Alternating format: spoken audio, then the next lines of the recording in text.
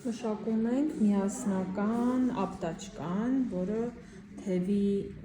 պրոյմայի և վզափորվածքի հետ միասին է ձևվում։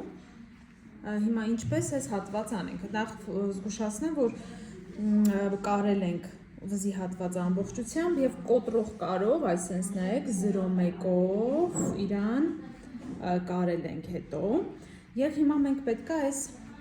պրոյմայի հատվածը կարենք։ Նախապես պրոյմայի այս գիծը միջև վերջ չենք կարել, մենք թողել ենք, մոտ մի 10 սանտիմ քանդել ենք իրան։ Հիմա ինչպես պետք է այս հատվածը մշակենք։ Զգուշացնեմ, որ ինքը բավականին բարդ է, մանավանդ սենց բարակ ուսի համար։